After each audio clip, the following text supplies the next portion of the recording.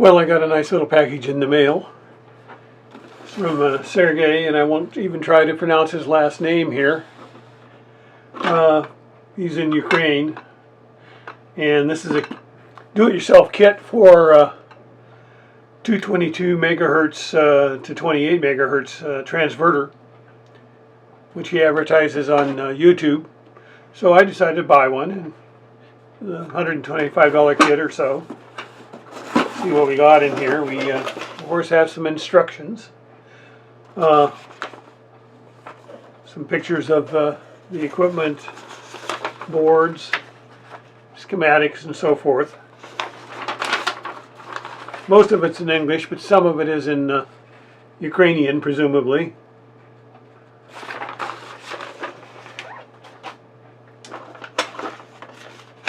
And this package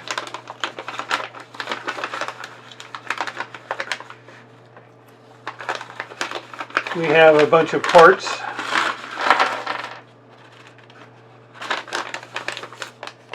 which we can use for building this thing. We have a red and a green LED. We have 3 of these BNCs, three, excuse me. We have a on-off switch. We have a DC chassis connector here and a plug. These are headers to wire things with. So those all come in this envelope. Put those back in here so they don't get lost.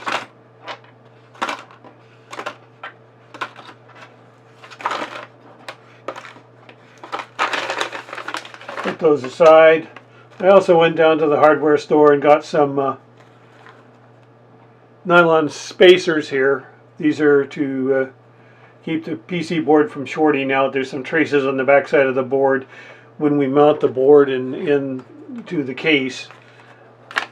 And I got a couple of extra ones here in case I need them on the top side, which I don't think I do. Went down to Fry's Electronics here in the Bay Area and got some silicon heat transfer compound, so I'll be using that on the power transistor.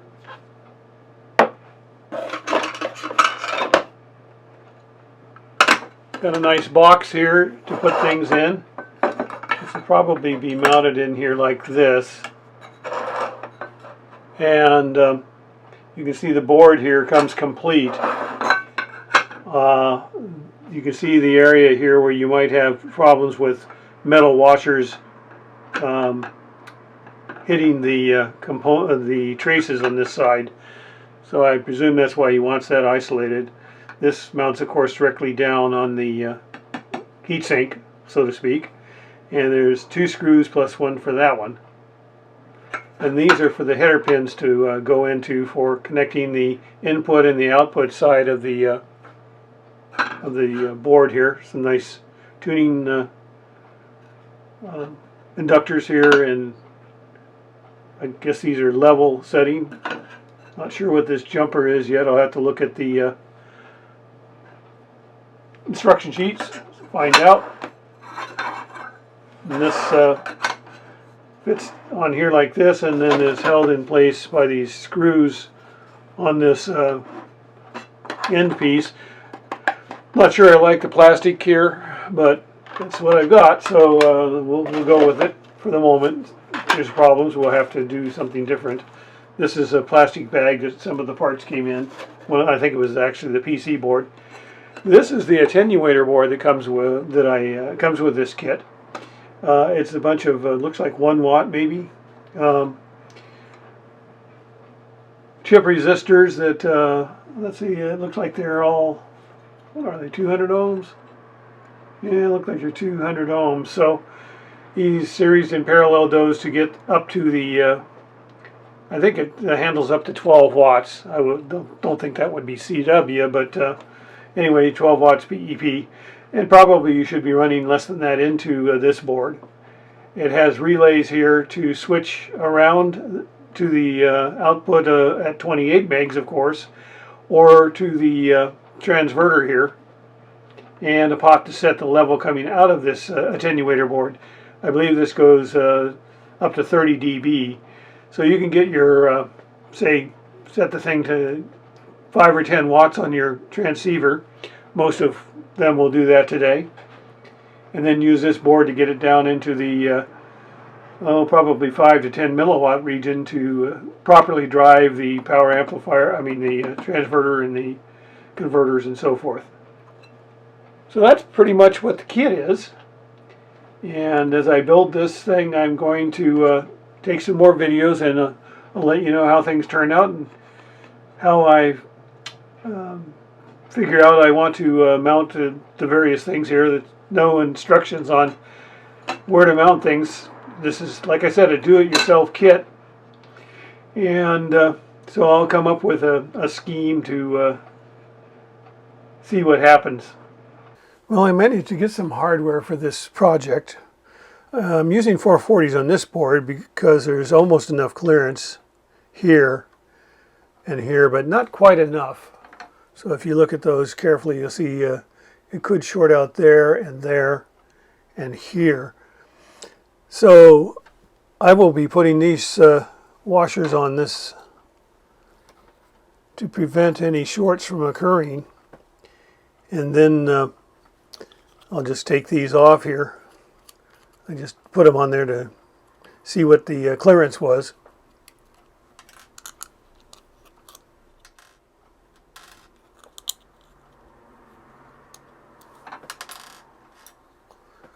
And now the nylon washers here will take care of any problems. And I still have enough threads here to put these on.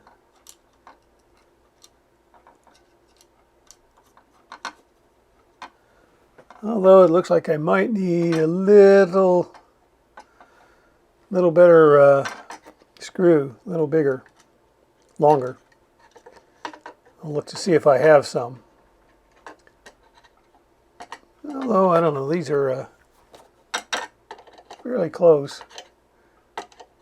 It's enough to hold the board.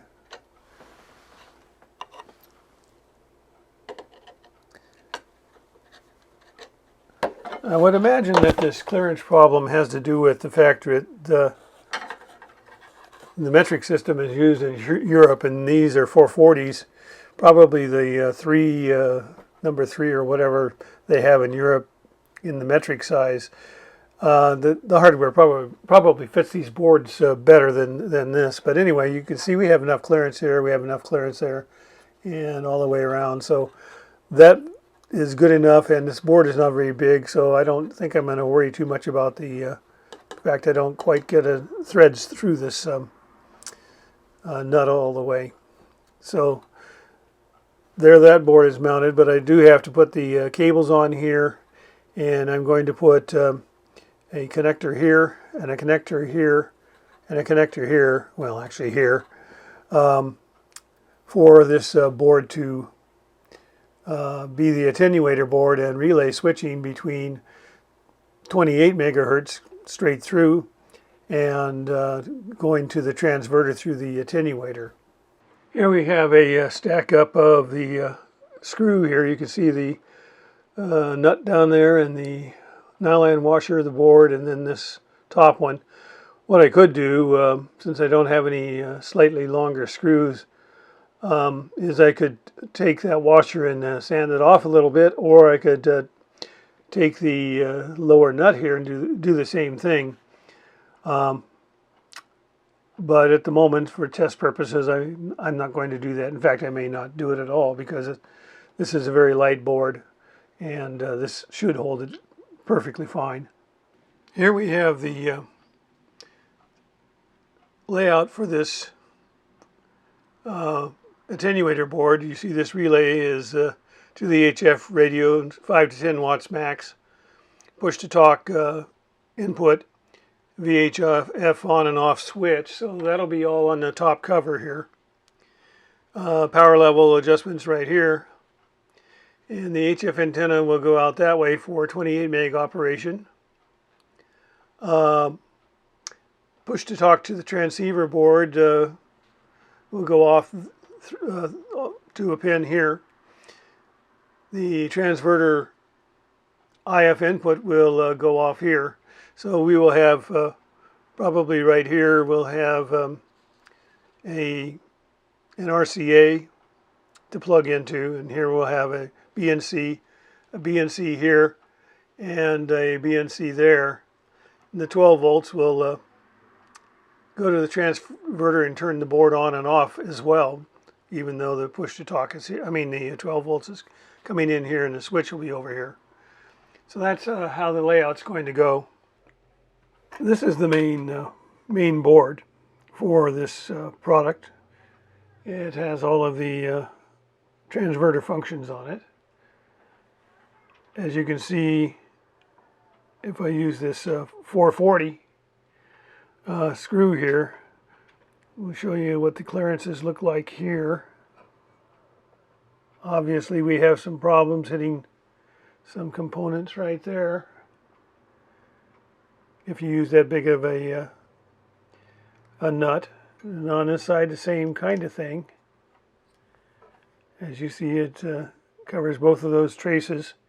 So 440 hardware I determined quite quickly was not going to work. So I went around and found some 256 hardware, which, as you can see, is close, but if I use the nylon here, I shouldn't have any trouble on this side. And on this side, I think we have plenty of clearance. Let's find out.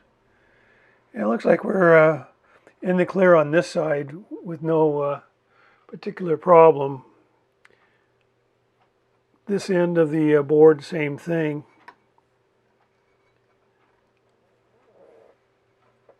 While it does hit the trace, it doesn't have the problem of shorting out anything. This side, of course, is no problem at all, except for that solder joint there, which is a diode. So anyway, nylon is necessary on this side. There's one other thing to consider, and that is this distance here has to be what the width of the 440 washer is. Washer and or, in this case, a nut. Which, of course, these are thinner than that. Two of them should do the job. So let's see what two of them looks like on here. I'll screw these two together.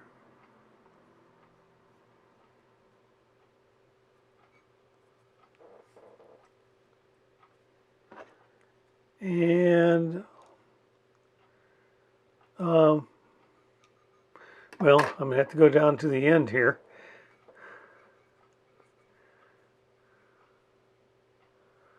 Okay, so if I put these right down against there, you can see it's about the same thickness. So that's what we want to do. Although one of these could very easily also be a metal one, as long as the insulated one is used against the PC board. So that's what I plan to do here. As you see here, I have already put this down on the thing. And the bottom screw is a metal one, but the top one is the nylon one. Same on this side over here. So the board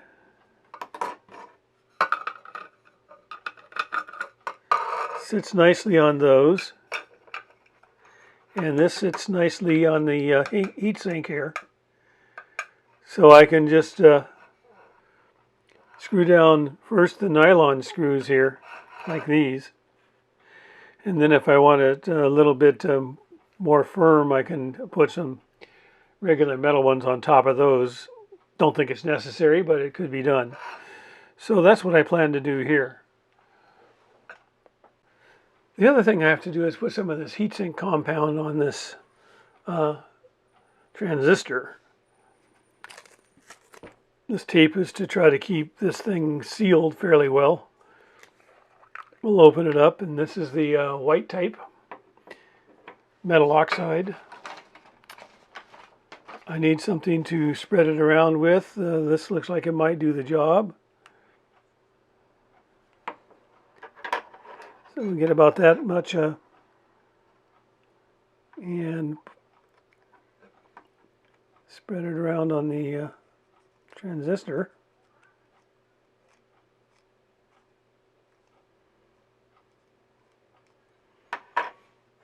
Doesn't take very much.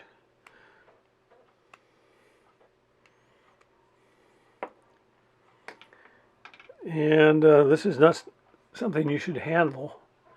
So I need to wipe it down with something. I'll just take a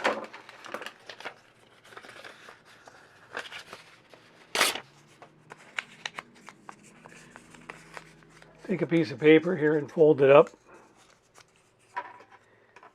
And we'll just clear this off to a thin coat.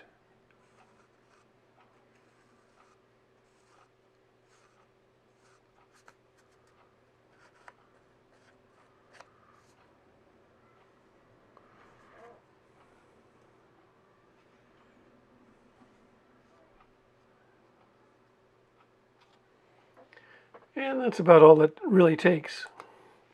I'll toss that down below in the trash.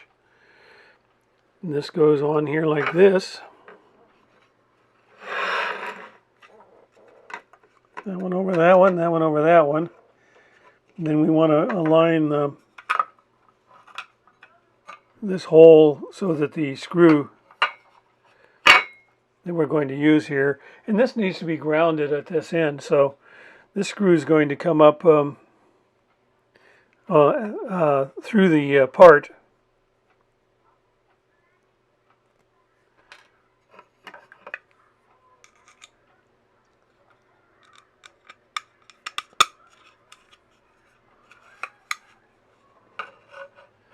And then we'll put the nut on there.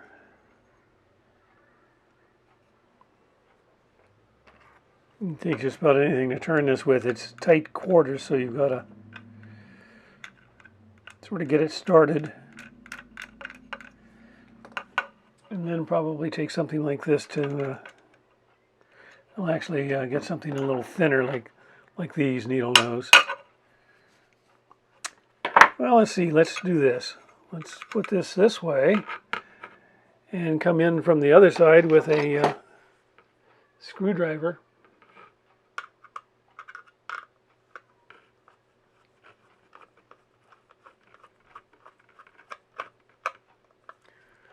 And you want to screw that thing down tight. Not super tight, but tight. These, in the meantime, were loose, so they've adjusted accordingly, and all I have to do now is put these nuts on there. And once again, tighten them down with the needle nose pliers here, in this case, from this side. Being careful of the components around the edges here, so you don't break any of them.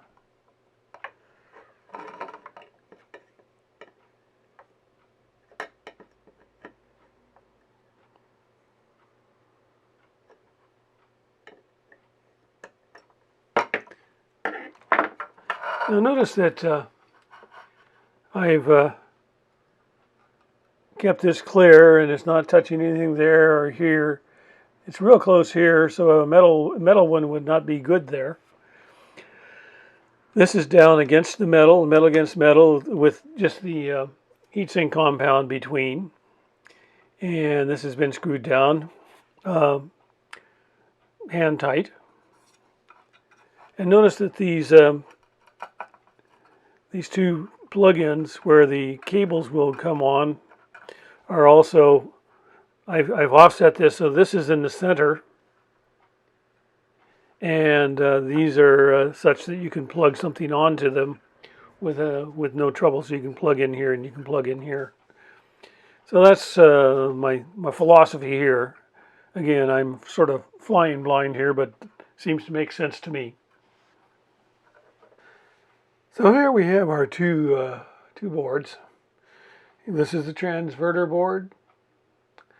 This is the attenuator board, and this will go on top like this, and the connections will be made from the top to the bottom with the I'm going to put the connectors up here since there's a nice flat spot up here. Some people may want to do it over here, that's fine, or on the ends. I didn't want to do it on the ends because of the plastic end pieces. And well, we'll see how it works out, and then we'll determine from there how we want to go about things in the future. But right now we'll just get this thing up and running and then do some testing on it and put it on the air.